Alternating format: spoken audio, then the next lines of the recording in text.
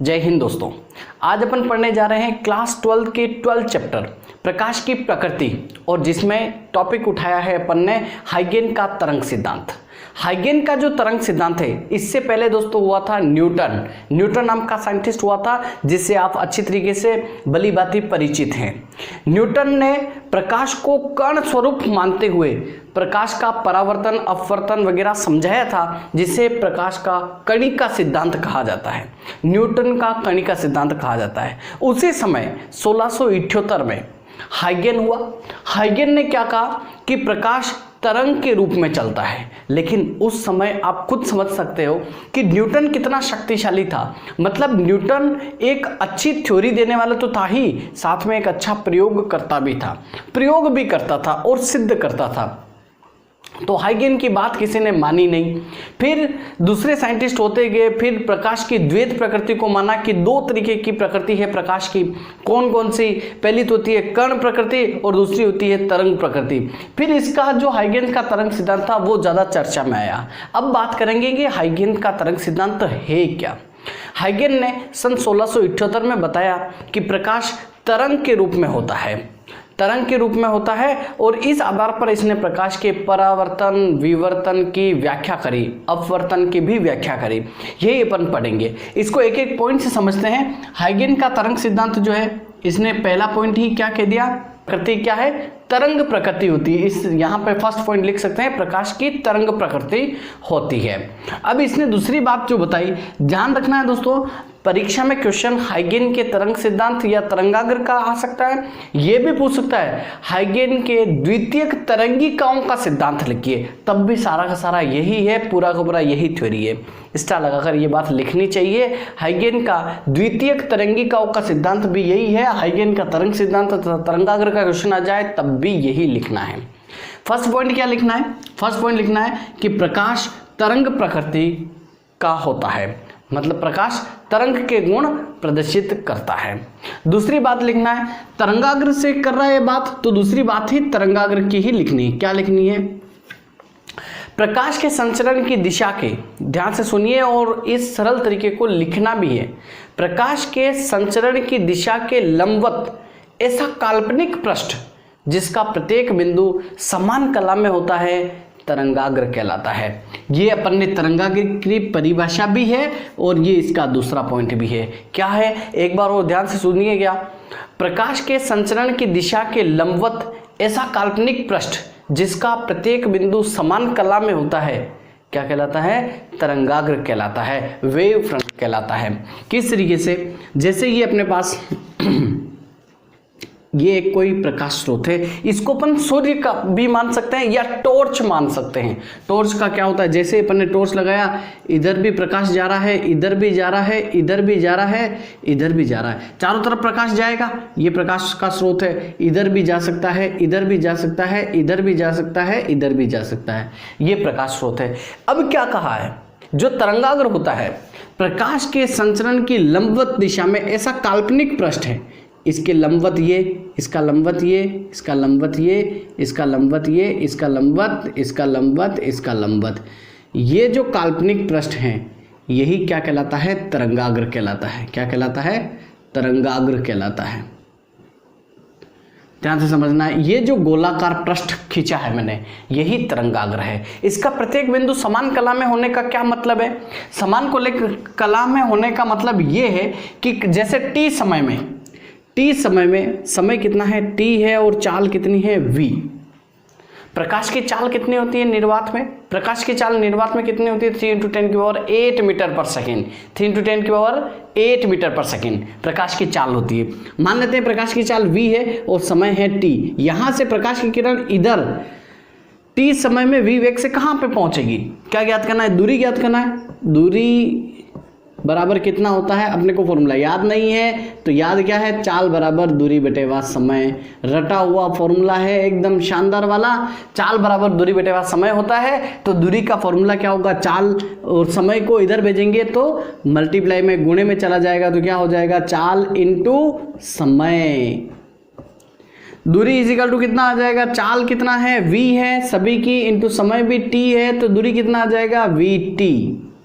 सभी तरफ समान है। यहाँ से ये टी समय में v वेग से यहाँ पहुँचा, ये यहाँ पहुँचा, ये यहाँ पहुँचा, ये यहाँ पहुँचा, ये यहाँ, यहाँ, यहाँ, इन सभी बिंदुओं को मिला दिया तो ये अपने पास क्या बन गया, एक तरंगाग्र बन गया, तरंगाग्र बन गया। एक बार और ये डायग्राम बनाना भी है, समझा भी दिया है, अपने को सिर्फ इसकी परिभाषा लिखनी है, दूसरे पॉइंट के अंदर लिखना है और डायग्राम बनाना है। क्या लिखना है एक बार और मैं बोल देता हूँ, प्रकाश के संचरण की दिशा के लंबवत ऐसा काल्पनिक पृष्ठ जिसका प्रत्येक बिंदु समान कला में हो तरंगाग्र कहलाता है। क्लियर है? स्पेशली क्वेश्चन तरंगाग्र किसे कहते हैं ये भी आ सकता है, और हाइगेन के तरंग सिद्धांत को लिखिए ये भी आ सकता है, दोनों लिख लेंगे।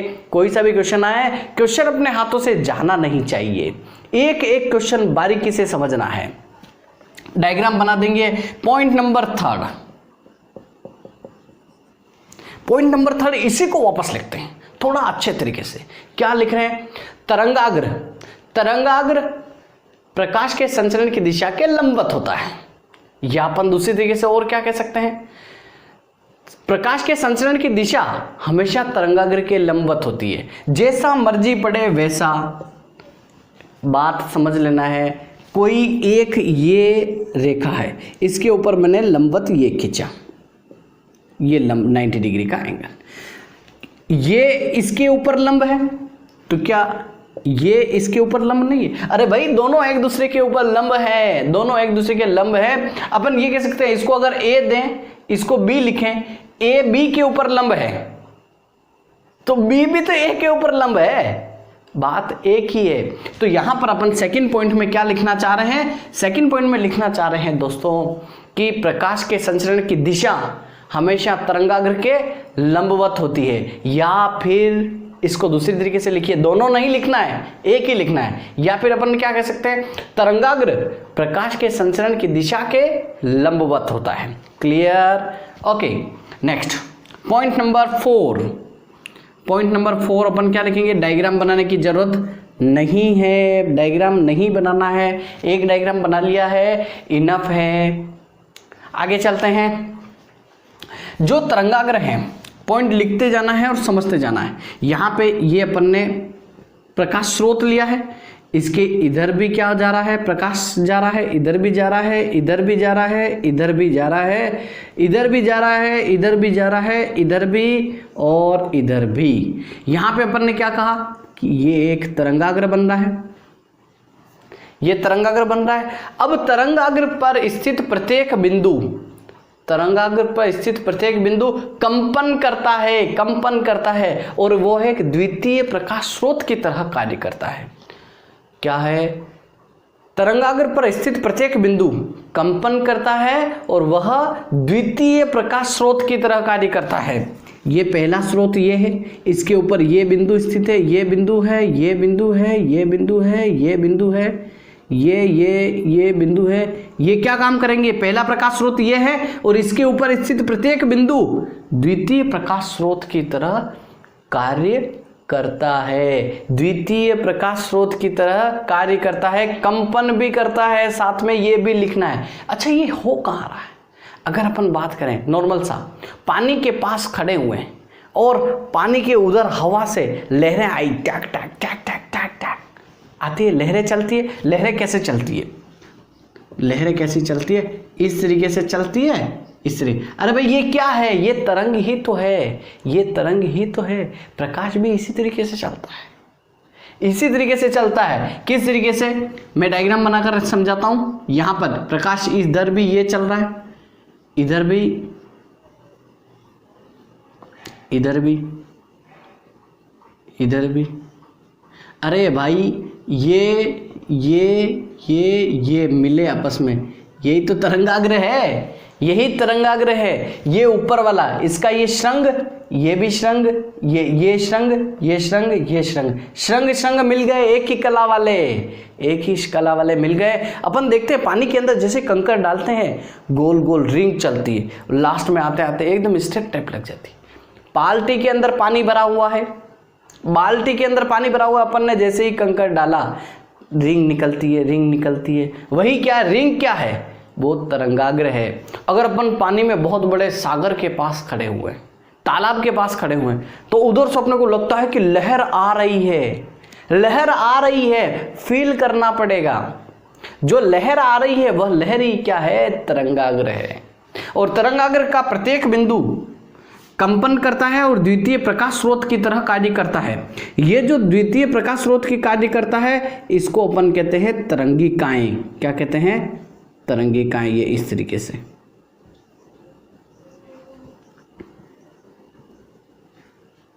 तो लिखेंगे क्या?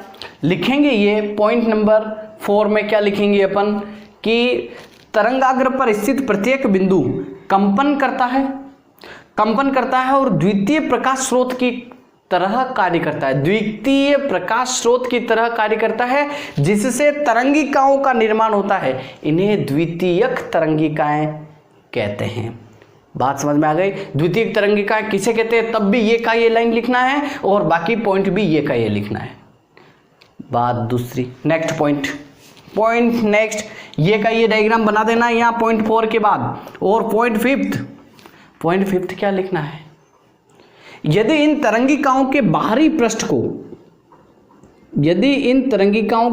पृष्ठ पर एक उभयनिष्ठ स्पर्श रेखा खींची जाए, तरंगिकाओं के बाहरी पृष्ठ पर उभयनिष्ठ स्पर्श रेखा खींची जाए तो इससे बनने वाला पृष्ठ द्वितीयक तरंगाग्र कहलाता है।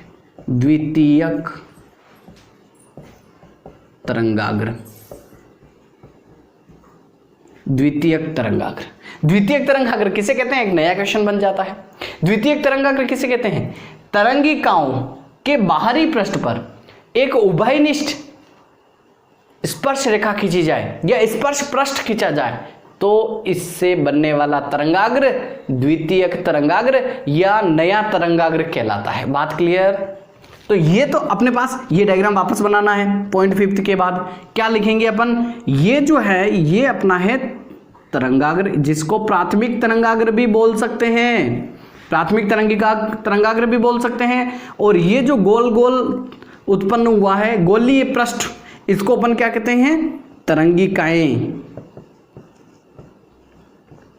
तरंगिकाएं कहलाती है। तो पॉइंट 5 के बाद ये पूरा का पूरा लिख लेना है। यही है तरंग सिद्धांत। इसके अंदर क्या क्या आया है ये पॉइंट तो लिखना ही है। पॉइंट क्या लिखना है? एक तो तरंगाग्र का अलग से क्वेश्चन आ सकता है, तरंगिकाएं जिसे द्वितीयक तरंगिकाएं कहती है कह सकते हैं, या दूसरा और क्वेश्चन क्या बन सकता है? द्वितीयक तरंगाग्र या नया तरंगाग्र बन सकता है। अब बात आती है दोस्तों तरंगाग्र कितने प्रकार का होता है, ये मैं मिटा देता हूं और अभी पढ़ते हैं अपन।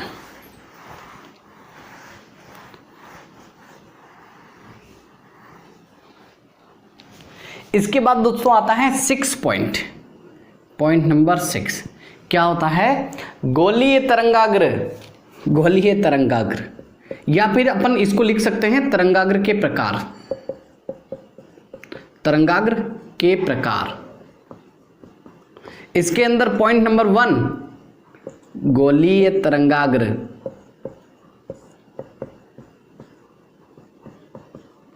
गोलीय तरंगाग्र क्या होता है दोस्तों? जब स्रोत, एक ही लाइन लिखनी है, जब स्रोत बिंदु के रूप में हो तो बनने वाला तरंगाग्र गोलीय तरंगाग्र। किस तरीके से डायग्राम पर ने बना हुआ है? जब स्रोत ऐसा हो तो तरंगाग्र कैसा बनेगा? ये गोलीय तरंगाग्र। स्रोत क्या है? बिंदु के रूप में। बात क्लियर? अब दूसरा कौन से टाइप का यहां लिख देता हूं, बी समतल तरंगाग्र। एक एक लाइन का है, ध्यान रखना है। समतल तरंगाग्र क्या होता है? पॉइंट लिखना है। जब स्रोत अनंत पर स्थित हो, तो बनने वाला तरंगाग्र समतल तरंगाग्र। अनंत पर स्थित है और यहां पे बन रहा है तरंगाग्र, तो ऐसा बनेगा अपने पास समतल तरंगाग्र। ये समतल तरंगाग्र बनेगा। बात क्लियर? उसके बाद आता है सी सी पॉइंट कौन सा आता है? गोलीय तरंगाग्र हो गया, उसके बाद समतल तरंगाग्र हो गया, बेलनाकार तरंगाग्र।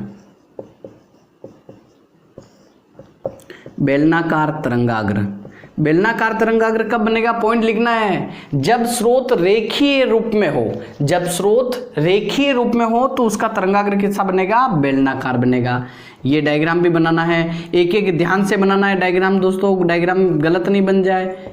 ये बेलनाकार, जब स्रोत रेखीय रूप में हो बेलनाकार तरंगाग्र बनता है, जब स्रोत अनंत पर हो समतल तरंगाग्र बनता है, और जब स्रोत बिंदु के रूप में हो तो गोलीय तरंगाग्र बनता है। ये कंप्लीट होता है। अगले वीडियो में दोस्तों तरंगाग्र द्वारा प्रकाश का परावर्तन, तरंगाग्र से या हाइगेन के तरंग सिद्धांत से प्रकाश के परावर्तन को समझाना। एक एक वीडियो ध्यान से देखिए इसका, इस चैप्टर का, आपको सारा का सारा एकदम डाउट्स क्लियर हो जाएंगे। Thank you.